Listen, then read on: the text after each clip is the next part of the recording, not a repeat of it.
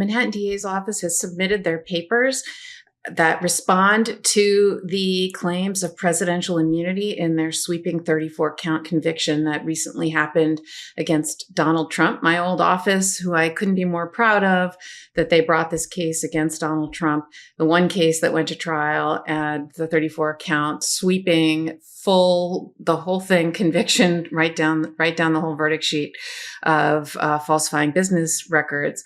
Well, of course, on July 1st, the Supreme Court of the United States came down with their presidential immunity decision, essentially conferring a lot of immunity on Donald Trump for his official acts with respect to the case involving Tanya Chutkin, January 6th, and the special counsel Jack Smith in Washington, D.C. And that case is on hold while that case does an assessment of what can come in and what can't come in.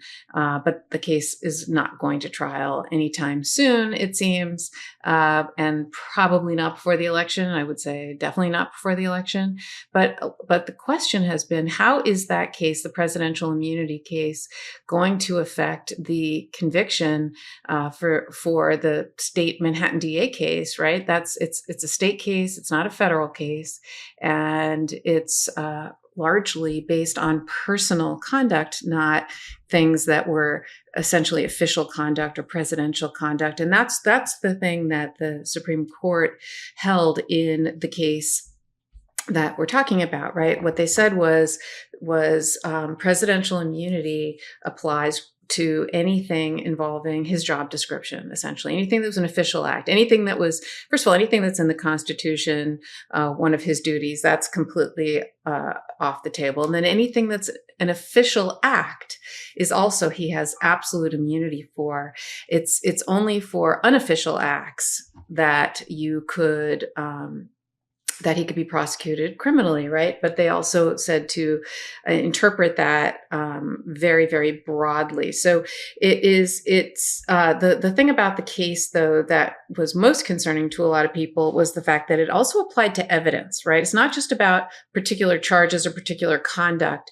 You can't even use the evidence to prove unofficial acts if the evidence had to do with your official acts. And that's where the Supreme Court went further than anyone ever anticipated they would go. And frankly, went further than was even discussed, argued, or briefed, or discussed in the oral argument. So that was the thing that was most surprising, I think, out of that decision, and what has made it even more sweeping than it already was, because it absolutely conferred almost like he's royal or a king, like he has some kind of special status, he or she, if we have a woman president, but in particular Donald Trump here, that there is literally special status because you are president of the United States. There's no other person in government, nobody, who has absolute criminal immunity for doing your job. It just doesn't work that way. Because when is committing a crime actually in your job description? That's what makes no sense about this. But the Manhattan DA case, we all looked at it and thought, oh, well, this won't be affected because this was all about paying off a porn star so that you can win an election. Both things are not official, right? It's not an official act to run for president or to be a candidate. So it should be totally fine. And you paying off a porn star and then lying about it in your books and records and calling it legal services in order to violate campaign finance laws, that's personal. That's not professional. That's not in your job description as president. So that should be okay. Not so fast. Because remember what I said about the evidence, right? You cannot use evidence of anything that was an official act when you are prosecuting someone, even for unofficial things. That's what the presidential immunity decision has done.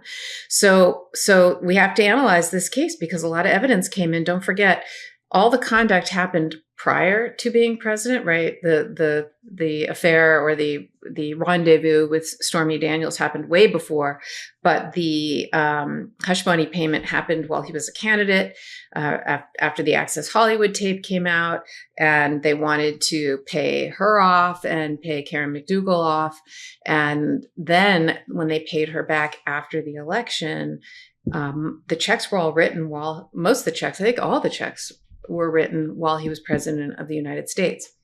Also, some of the evidence that came in had to do with, for example, tweets that he issued from the White House account, right? The Manhattan DA's office used those as evidence in their case. Or there were witnesses who testified, like Hope Hicks, who worked on the campaign, but then went to the White House, right? And she testified. Also, Madeleine Westerhout. So there was a few pieces of evidence that some of us were concerned might be out of the case because of this presidential immunity analysis. So that is what's happening, is they are analyzing that right now. And so although Donald Trump was supposed to be sentenced, I think it was July 11th, that was put over till September so that this issue could be briefed. And so we got the Manhattan DA's response, or I should say their response and their legal filing. And I would just want to read to you a few portions of it. So it says, this court should reject defendant's request to vacate his conviction and dismiss the indictment on the basis of the Supreme Court's recent ruling on presidential immunity, Trump versus the United States. Contrary to defendant's arguments, that decision has no bearing on the prosecution and would not support vacatur of the jury's unanimous verdict, let alone dismissal of the indictment, even if its reasoning did apply here. At issue in the Supreme Court's decision was whether Donald Trump's could be federally prosecuted for conduct alleged to involve official acts during his tenure in office. The criminal charges here, by contrast, is exclusively stem from defendant's unofficial acts, conduct for which there's no immunity. Although the Supreme Court restricted the consideration of certain evidence of official conduct for which the president is immune, that ancillary holding is also inapplicable here. For one thing, defendant failed to preserve an objection on immunity grounds to most of the evidence that is the subject of his current motion. And in any event, all of the evidence that he complains of either concerned wholly unofficial conduct or at most official conduct for which any presumption of immunity has been rebutted. So it basically goes on to say, it talks about how in May of 2023, okay, this case has been going on for quite some time. And in May of 2023, way before the trial and all of that, Trump tried to, quote, remove the case from the Manhattan DA's office and from the state court where Judge Juan Merchan presided over it, and bring it to federal court, saying, I'm a federal officer, this should be removed to federal court. And the reason he wanted that to be done was because if it turned out he was a federal officer, and in order to bring a case and remove a case in federal court, you have to essentially, it has to be for something relating to an act that was within your job description or under the color of such office. And you also have to have a colorable federal defense. And what happened here is so he said that he went to the federal court and said, I want it removed because I'm a federal officer with a colorable federal defense. And I was doing this in my job duties. And the good thing about the fact that he tried to do that is the federal judge already made a finding and said this was an entirely private matter. This was not within his official duties.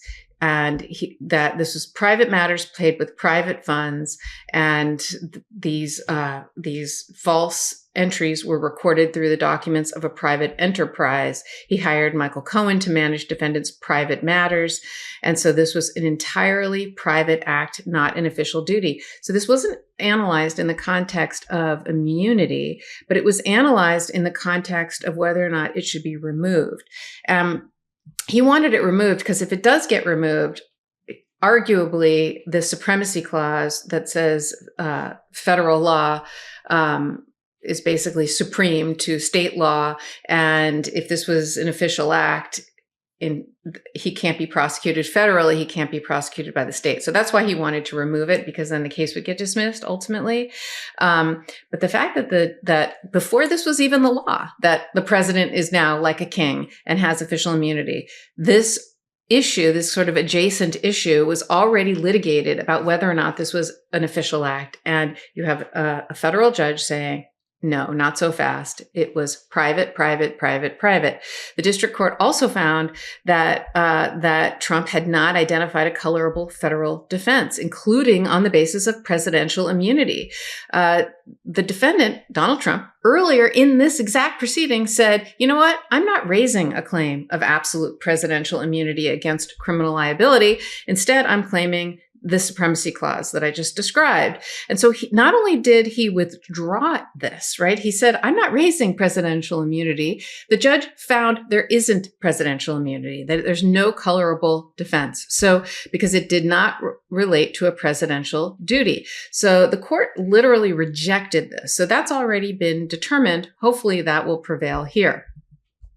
The next thing that this motion goes on to talk about is that the judges, that the court here basically said to Donald Trump that you have to file motions by a certain date. And he didn't file these motions by a certain date, right? And he missed all those deadlines. He filed certain motions, but way after the deadline had passed, that's when he brings up the presidential that's when he brings up the presidential immunity issue in the federal case, in the Chutkan case, right? So he's doing the motions and he missed some deadlines, but he was doing motions. He raises presidential immunity federally in that other case, in the special counsel case. He doesn't do it here, which I think is telling. He didn't think he was immune. It's only now, after the Supreme Court has ruled this sweeping presidential immunity bigger than John Sauer, when they had this oral argument and they were arguing for presidential immunity, even John Sauer didn't go as far. He was the lawyer, who was arguing on behalf of Donald Trump. Even he didn't go as far as the Supreme Court went. They went further than it's not like they just didn't go with the government or go with the defense. They went even further. They bent over backwards for Donald Trump here. So it's just fascinating to me that even the defense attorneys here didn't really think they had this argument, and they didn't make the argument. And in any event, they waived it when they didn't raise it before. At trial, they started because they'd already raised this and in the DC case and there was oral arguments and I think they were getting their sea legs under them with regard to this issue. They started raising it at trial. They started essentially saying certain things are immune, but they didn't preserve it for everything that they're now saying was immune. And I think that's telling. That's telling that at the time they didn't object and say, gee, you can't use this tweet that I sent out, that to pressure Michael Cohen. These tweets were basically that, about Michael Cohen trying to pressure him not to testify, not to cooperate, and put pressure on him. And he didn't raise that those were necessarily immune. And so they go through this and they analyze each and every piece of evidence. They also analyze the court case and talk about the court case, the federal case, that the immunity decision, and they talk about how it was going to apply here. So I think it was a really, really well written motion. There's a couple pieces of testimony, however, that I do think that Judge Merchan is going to look at. So let's just talk about the tweets, right? The defendant is now, he basically says there are 4 tweets from his Twitter account that he believes should not have come in. These are the ones that I was just talking about with respect to Michael Cohen. And, this was him about Michael Cohen regarding the Stormy Daniels stuff. Even if that did come from a White House account, I think it's going to be really hard to say that that was official government business. But, look, Cohen was his personal attorney at the time he was talking to him. And again, there was no way you could say this was within his job description. So I think that's ultimately going to be okay. But even if the tweets, in some way, you say that they meet the burden of it being presumptively official because it was made from the White House account, I think ultimately that gets rebutted, right? Because of the fact that it was entirely personal and not in the job description. So I think that that's going to be okay. Hope Hicks' testimony, don't forget. So Hope Hicks' testimony, she talked about the events of 2018 because, you know, she in 2018, when she was serving as the White House communications director, she came in and she talked about how Donald Trump came and essentially said he was glad that the Access Hollywood tape didn't come out before the election, and glad that, sorry, not the Access Hollywood tape. He was glad that the Stormy Daniels story didn't come out before the election. And that was pretty powerful. And she cried in court. I was actually in court during that.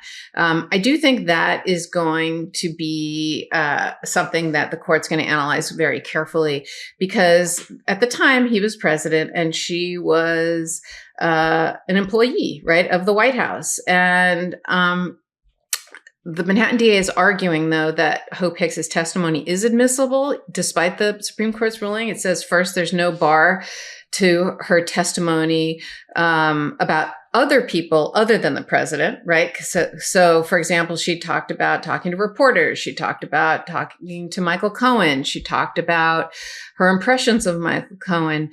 So there's a lot that she testified to that clearly fall outside the presidential immunity decision. But what about her conversations with Donald Trump? That's a little trickier. And the court is going to analyze that. But this is the area that I do think is slightly tricky.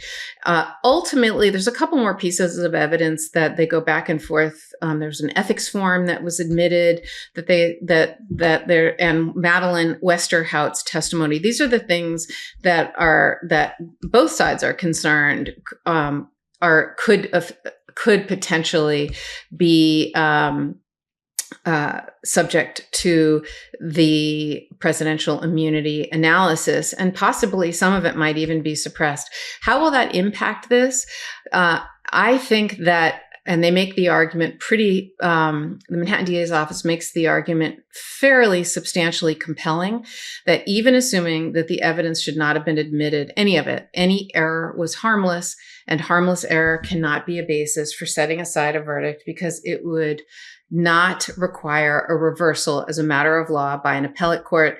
They cite to Criminal Procedure Law 330.30 sub 1, as well as a case called People versus Ortiz from 1998. They do an extensive harmless error analysis, essentially boiling down to the fact that there was mountains of evidence here. And so even if you took all that evidence out, there's still overwhelming evidence of the defendant's guilt. So I think we're going to be okay, even if that shouldn't have come in. So we'll see. But the judge, Merchan, now has until September to make a decision. He will render a decision. And based on that, if a sentence is necessary, as he said, he will issue a sentence. So that's what's going on. In the meantime, he's still a convicted felon, and hopefully that will continue even past this analysis. I'm Karen Friedman Agnifilo, and thanks for joining. I am the co-host of Legal AF, which is on every Wednesday and Saturday, as well as Mistrial every Thursday. Make sure to watch, and thanks so much for being here. Real quick, Meta just changed their algorithm to suppress political content. Please follow our Instagram at MeidasTouch right now as we head towards 400,000 followers so you don't miss a beat.